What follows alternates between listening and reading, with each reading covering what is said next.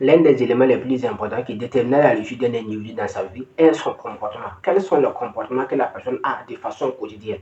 Donc c'est pourquoi Daniel a dit dans son livre L'effet cumulé a été clair là-dessus en expliquant l'importance de l'effet cumulé. Dans ce livre L'effet cumulé, monsieur Hardy a affirmé que les petites habitudes que tu fais de façon quotidienne, de façon répétée, ce sont ces habitudes qui déterminent la vie future. Donc, si tu fais de mauvaises habitudes tous les jours, de façon répétée, de façon quotidienne tous les jours, ce sont ces mauvaises habitudes qui vont déterminer ta réalité sur le long terme, sur le futur. Donc, si ce sont de bonnes habitudes aussi, ce sont ces bonnes habitudes que tu répètes chaque jour de façon quotidienne qui déterminent ta réussite sur le long terme. Donc, la réussite ou l'échec d'une manière générale est la multiplication ou la substitution des habitudes répétées. Dans cette vidéo, nous allons parler de 3 habitudes qui font que les gens restent pendant longtemps dans la pauvreté et d'autres même meurent dans la pauvreté.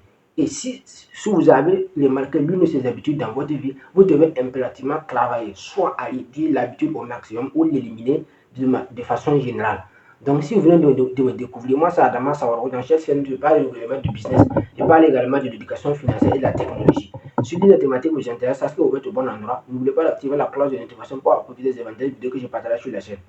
Comme je l'ai dit au début de la vidéo, les habitudes détermineront la réussite ou l'échec d'un individu dans la vie. Et Jim Rohn avait l'habitude de dire que la réussite est la répétition de bonnes habitudes de façon quotidienne. Donc, la première habitude qui va faire que beaucoup de personnes vont rester pendant longtemps dans la pauvreté, voire même mourir sans devenir riches, est l'excès de prudence ou la mentalité de jouer à la défensive. Voilà, donc ça veut dire la même chose. Quand on dit excès de prudence ou jouer à la défense, c'est quelqu'un, ça veut dire la personne refuse de prendre des risques au fait. La personne tout le temps veut jouer à la défensive. On pourrait, tu ne peux pas jouer à la défensive et remporter un match. Ça ne fonctionne pas. Pour ceux qui regardent le football savent que si une équipe veut gagner, l'équipe est obligée de sortir pour aller chercher à marquer. C'est ça. Mais si tu veux fermer pour dire que tu ne vas pas sortir, non seulement, en tout cas, si tu fermes, tu ne peux plus gagner. C'est fini au fait. Dès lors que tu fermes pour dire que tu ne vas pas sortir, marquer, tu ne peux plus gagner. Soit c'est match nul, soit tu vas perdre le match. Donc c'est la même chose avec la vie de certaines personnes. Ces gens-là veulent jouer à la défensive, le refus de risquer, le refus de prendre des risques, l'excès de prudence. Bien que dans la vie, il ne faut pas se jeter dans la gueule du loup, dans la gueule du loup, comme ça. Il faut toujours se lancer, s'informer, mais d'une manière ou d'une autre. Ça veut dire, le fait, la réussite à quelque chose que vous devez comprendre, cela est très important. Dès lors que tu veux dire que tu veux réussir dans la vie, la seule chose que tu ne peux pas éviter, c'est l'escroquerie. Voilà, dès lors que tu as pris la décision réelle de réussir ta vie, forcément tu vas être escroqué par quelqu'un. Peu importe ta prudence, tu vas forcément être arnaqué par quelqu'un. Donc, mais c'est après ça, arnaque que tu vas apprendre de tes erreurs. Moi, personnellement, j'ai parlé de ça ici dans plusieurs de mes vidéos. Voilà, que j'ai perdu disons, c'est presque 800 dollars dans les investissements en ligne, que ce soit dans les investissements en crypto-monnaie, que ce soit dans les investissements en ligne, dans les plateformes bizarres, presque 800 dollars que j'ai perdu. Donc, c'est pas grand chose. Il y a des gens qui ont perdu 1000 dollars, des gens qui ont perdu 2000 dollars, d'autres qui ont perdu 5000 dollars. Donc, mais j'ai appris de mes erreurs. C'est pour qu'aller à travers je suis, tu peux pas venir. Ça va être très difficile de m'arnaquer puisque j'ai de l'expérience concernant les investissements en ligne. Je me suis formé en crypto-monnaie, je sais comment ça fonctionne. Donc, personne ne peut se débarquer pour essayer de vouloir m'arnaquer. C'est impossible au fait. Ou bien la pauvreté que ça arrive est extrêmement important. Parce que je suis devenu extrêmement rigoureux en matière de ça. Donc, mais c'est parce que j'ai accepté de perdre de l'argent, c'est parce que j'ai accepté de mettre mon argent risqué. Et puis j'ai perdu. C'est ça qui m'a fait que j'ai appris de mes erreurs. Donc, l'excès de prudence ne va t'amener nulle part. À un certain moment, il faut prendre des risques. Voilà, mais cela ne veut pas dire qu'il faut prendre des risques hasardeux, mais d'une manière ou d'une autre, tu dois retenir que si tu veux réellement réussir dans la vie seulement, il faut accepter les risques, il faut accepter les pertes. C'est comme ça. On ne peut pas réussir sans perdre. Tous les hommes qui ont atteint un certain niveau ont perdu de l'argent à un certain moment de la vie. Monsieur Bali, président Azala Hotel, l'a expliqué. En 1981, il a perdu 3 milliards de francs CFA. Puisque l'insurrection populaire du Mali en 1941 a fait que les manifestants venaient saccager ses magasins, puisqu'il était dans le business de céréales avant de rentrer dans l'hôtellerie. Donc, tous ces magasins avaient été saccagés. Or, pourtant, lui, il avait pris de l'argent en banque pour importer les produits. Lui, il avait pris de l'argent en banque pour importer les produits. Et puis, les produits ont été saccagés. Donc, lui, il avait une dette de 3 milliards de francs CFA que lui devait rembourser. Donc, lui, il s'est battu. Voilà, c'est l'hôtellerie maintenant. Donc, lui, il a abandonné le business de céréales et puis il a lancé directement dans l'hôtellerie. Et c'est à travers l'hôtellerie maintenant que lui il est arrivé maintenant à éponger la dette de 3 milliards pour récupérer tous ses titres fonciers. Il a même expliqué que leur maison familiale, même les titres fonciers de leur maison familiale étaient en banque. La maison où son père est né, son grand-père est né, le titre foncier de cette maison était en banque. Mais lui il s'est battu pour pouvoir rembourser, éponger tous les banques, les dettes. Tous les dettes étaient évaluées à 3 milliards. Lui, il s'est battu pour éponger les dettes. Et puis maintenant, il peut les titres fonciers. Tout ça pour vous montrer qu'à un certain moment de la vie, la condition qui nous condamne du succès est l'escroquerie ou la perte. Donc, mais dès lors que vous voulez jouer à la défensive, à chaque fois, vous ne voulez pas prendre de risque parce que vous avez peur de perdre votre argent.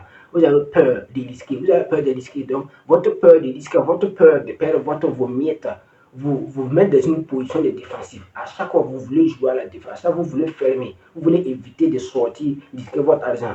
Donc, je suis vraiment désolé, mais dès lors que vous avez cette habitude, ça va être très difficile d'atteindre d'atteindre la liberté financière d'une manière générale. Parce que peu importe ce que vous allez faire, il y aura des risques. Même sur Mali, c'est un risque. Mali, une femme, c'est un risque. Tu peux marier une femme et puis bon, du jour au lendemain, tout peut basculer du jour au lendemain.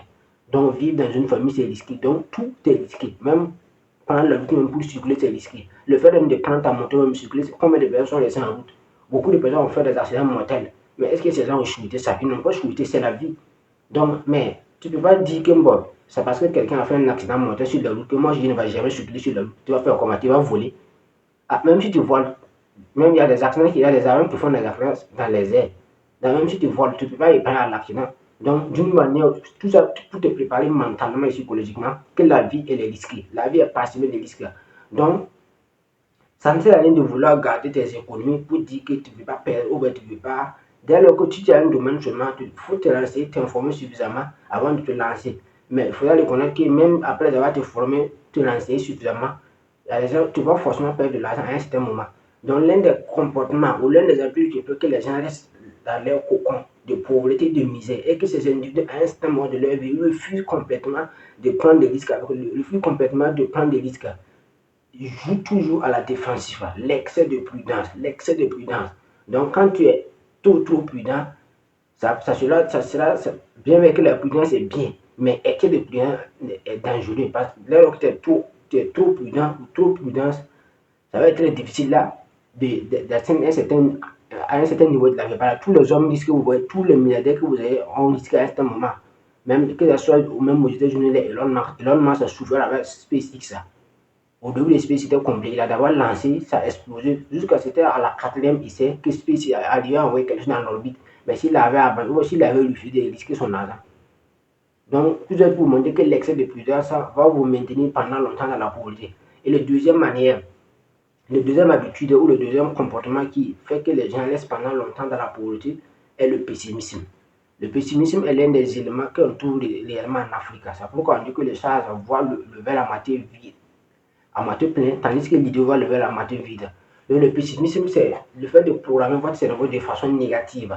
Donc, il y a des gens qui, son cerveau est programmé négativement. Donc, s'il veut faire quelque chose seulement, la première chose qu'il se demande, est-ce que ça va marcher? Donc, cette question te fait échouer à 50%. Voilà, quand tu veux faire quelque chose seulement, soit ça va réussir, soit ça va. Il n'y a pas de demi-mesure. Mais dès lors que tu te mets la question, est-ce que ça va marcher? Donc, vrai, le cerveau est déjà programmé. Tout part du cerveau. Tout part de la manière dont le cerveau a été programmé. C'est pourquoi on parle de la PNL, la programmation neurolinguistique. Voilà. Donc, dès lors que le cerveau est mal programmé, il faut reprogrammer le cerveau. Parce qu'à chaque fois que tu veux faire quelque chose seulement, tu te poses la question, est-ce que ça va marcher? Et si je perds mon argent? Et si ça ne marche pas? Donc, ça ne fonctionne pas comme ça. Est-ce que quand ta femme était enceinte, est-ce que tu disais, est-ce que si l'enfant est. Ou bien, est-ce que si elle fait une fausse couche, personne, il n'y a aucun parent qui va imaginer, ou bien il n'y a aucun papa qui va imaginer que sa femme va faire une fausse couche. Mais pourquoi si en termes d'argent, ou bien en termes de business, ou en termes de réussite, tu te poses toujours la question, est-ce que ça va marcher? Oh, pourtant, même ton mariage que tu as fait, est-ce que tu te disais, est-ce que ça va marcher si je m'agissais sur ça? Non, tu es programmé positivement. Voilà, de la même manière que tu t'es programmé positivement en disant, en mariant ta femme ou bien en faisant le mariage sans penser que ça va, un jour vous allez vous divorcer, c'est de cette même manière que tu dois programmer ton cerveau au niveau du business, au niveau de la gestion de finances ou au niveau de l'investissement, la capacité de prendre des risques. Mais dès lors que la base, le cerveau est déjà programmé que est-ce que ça va marcher, bon, vous avez déjà raté en mathématiques ce qu'on appelle la dérivée primaire. Quand tu as la dérivée primaire d'une fonction, tout le monde sait ce qui va t'arriver pour ceux qui ont fait la C et la D. Donc, tout ça pour vous montrer que tout part de la manière dont vous allez programmer votre cerveau. Donc, vous devez éviter de. Vous devez le programmer votre cerveau, éviter de tout le temps vouloir penser négativement au fait. À chaque fois, est-ce que ça va marcher? Est-ce que ça va marcher? Donc, dès lors que est-ce que ça va marcher là, bien seulement, la pauvreté que sa masse même diminue de façon considérable. Vous réduisez vos chances de gagner. Voilà, les équipes qui remportent les coupes là, ils ne se posent pas la question est-ce que ça va marcher? Non, on va remporter la coupe, c'est comme ça. Soit on remporte ça, voilà, c'est comme ça. Voilà, c'est comme ça. Même le Sénégal, vous avez vu, le Sénégal a doublé la CAN. Voilà, donc le Sénégal, ils ne sont pas venus au Maroc pour jouer, pour s'amuser au fait. Ils sont venus pour remporter la CAN. Donc cette CAN va retourner à Dakar. Coûte que coûte, va et que va, cette CAN retourner à Dakar. C'est comme ça. Et effectivement, la CAN retourner à Dakar. Tout ça pour vous montrer que c'est comme ça. Mais nous, les étoiles ici, parce que notre cerveau, nous avons échoué au niveau mental. Donc, dès lors que vous échouez au niveau mental, et c'est désolé, mais sur le terrain, vous allez échouer. Parce qu'on remporte le match même avant de rentrer sur le terrain. Mais dès lors que, avant même le match, vous n'avez pas remporté la victoire, et c'est désolé, mais sur le terrain, vous n'allez rien faire. C'est ce qui se passe avec les Israéliens. Chaque année, c'est comme ça. Puisque nous-mêmes, on est incapable d'imaginer qu'on peut remporter la coupe. C'est ça le problème des étoiles. C'est ça le problème du Burkina Faso. Nous-mêmes, on est incapable d'imaginer même qu'on peut amener le trophée à Ouagadougou. Donc, ce qui fait que, bon, à chaque fois qu'on part, bon, on va se débrouiller pour aller en huitième de finale. Notre objectif, chaque année, c'est de se débrouiller pour aller en huitième de finale. Effectivement, ce qui se passe, on se débrouille chaque année, on part en huitième de finale ou en quart de finale et on est éliminé. C'est comme ça. Puisque nous avons raté la base, en fait. Voilà, personne ne s'est posé la question pour dire que cette année, on va amener la coupe. Non, à chaque fois, on va aller essayer, voir, bon, de toute façon, bon, on va aller essayer de jouer pour voir. Donc c'est comme ça. Dès lors que la base, vous avez mal pour vos cerveaux, je suis désolé, vous n'allez rien faire. La preuve, quand ils sont allés, ils ont fait quoi? Même avec le premier match qu'ils ont battu 2 et c'était vraiment de la merde. Tout ça pour vous montrer que c'est parce que le cerveau a été mal programmé. Voilà. Donc il faut forcément une relation mentale. Sortir le pessimisme. Donc tous les succès, c'est la même chose. Donc, l'un des habitudes qui fait que vous restez pendant longtemps dans votre misère ou vous allez rester pendant longtemps dans votre misère ou dans votre pauvreté, c'est le pessimisme. Donc, vous devez éviter de penser pessimisme. Et la meilleure manière d'éviter de penser pessimisme, c'est de sortir dans votre environnement négatif. Parce que vous pouvez être une bonne graine, mais si vous êtes semé au mauvais endroit, si désolé, mais vous allez échouer. Voilà, donc une bonne graine, s'il est semé au mauvais endroit, ça ne va pas pousser. Donc, c'est la même manière avec votre vie. Si vous voulez changer de changer votre manière de penser, changer le pessimisme bien en vous. Vous devez étudier de façon soigneuse, de façon minutieuse votre environnement, les endroits que vous fréquentez. Et dès lors que vous vous rendez compte qu'il y a un endroit qui est toxique, vous méfiez automatiquement de ces endroits. Parce que comme l'a si bien dit Philippe, on apprend à réussir au peu de ceux qui ont réussi, on apprend également à échouer au peu de ceux qui ont échoué. Donc, le pessimisme est l'un des éléments qui fait que beaucoup de personnes restent pendant longtemps dans la misère, dans la pauvreté. Et le troisième élément ou la troisième habitude ou le troisième comportement qui fait que beaucoup de personnes vont rester pendant longtemps dans la pauvreté est l'art de se plaindre de façon quotidienne. Là, c'est à l'Afrique francophone que je m'adresse.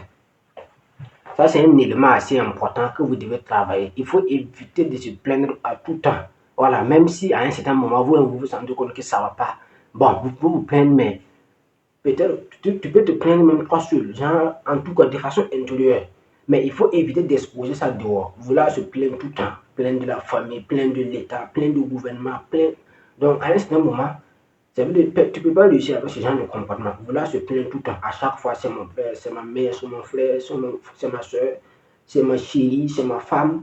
À chaque fois, il y a quelqu'un qui a fait ça. Sinon, c'est pas toi. Ou c'est le gouvernement. C'est le gouvernement, c'est l'État. C'est l'État ne fait pas ça, le président ne fait pas ça. John Kennedy l'a si bien dit. Ne te pose pas la question ce que tu vas faire, ne te pose pas la question de savoir ce que ton pays peut faire pour toi, mais pose-toi la question de savoir qu'est-ce que tu peux faire pour ton pays. C'est ça. Le vrai patriotisme, c'est quand toi-même tu apportes quelque chose au pays. Mais si toi-même tu es là, tu ne fais rien. Ce sont les débits de boissons, ce sont les paris sportifs, les coupons. Donc à chaque fois, c'est le réel, code de 2, code de 3, tu ne fais rien. Tu ne fais que placer le coupon. Donc et puis après, maintenant, on critique le président. Bon, oh, pourtant, le président n'est pas. Quand tu mettais ton argent dans le coupon, le président n'était pas là. Mais quand tu as perdu ton argent maintenant, et puis bon, tu es éliminé, tu passes ton temps maintenant à critiquer le président qui ne gère pas bien le pays. Donc, il faut éviter de se plaindre à tout moment. C'est ce genre de comportement qui fait que même les Noirs, les Africains d'une manière générale, bon, les Noirs d'une manière générale ne sont pas respectés au plan mondial. Parce que les Noirs passent leur temps à se plaindre, à chamailler comme des enfants. Ce qui fait que personne, tout le monde ne respecte pas les Noirs. Même les Américains méprisent les Noirs. La preuve, on a vu ça avec Donald Trump qui a fermé la porte de presque tous les pays africains aux États-Unis. Pourquoi c'est de l'humiliation? Mais ce sont les Noirs qui ont permis cette humiliation. Puisque les Noirs passent leur temps à vouloir chamailler, à vouloir se plaindre, à vouloir critiquer leur pays, à vouloir aller aux États-Unis en disant que c'est là-bas les droits, que là-bas c'est le paradis.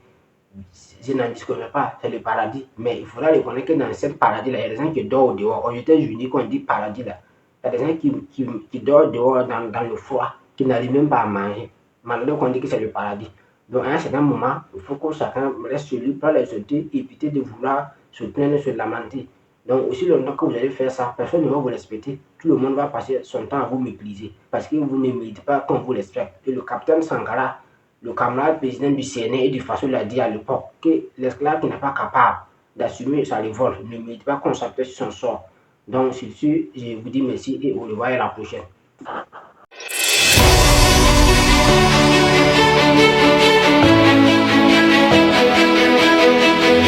Du haut niveau dans l'univers de la littérature, de l'éducation pratique, pragmatique et de la réalisation. Comme annoncé, le jamais vu et le jamais fait seront maintenant vus et faits avec les ambitieux et sages d'Afrique et du monde à travers le best-seller La puissance de l'auto-éducation du #1 greatest coach Simon Ouedraogo.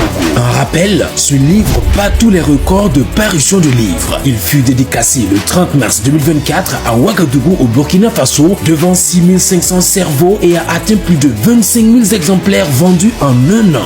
Après plusieurs mois de rupture de stock, le livre revient en série limitée et estampillée HGC. Et écoutez bien, cette série limitée est numérotée de 1 à 120 000 et estampillée HGC qui signifie Hope Giver Conference Center. Attention, il n'y a que 120 000 exemplaires de cette série limitée et unique pour plus d'1,6 milliard d'habitants d'Afrique, d'où sa rareté et sa spécificité.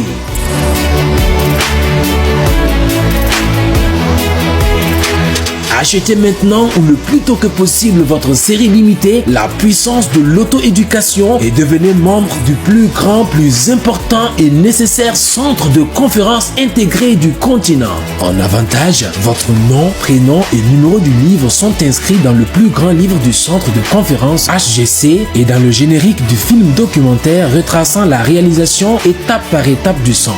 En plus, vous aurez un accès gratuit au centre et des faveurs sur toutes les activités, formation et hébergement au centre HGC.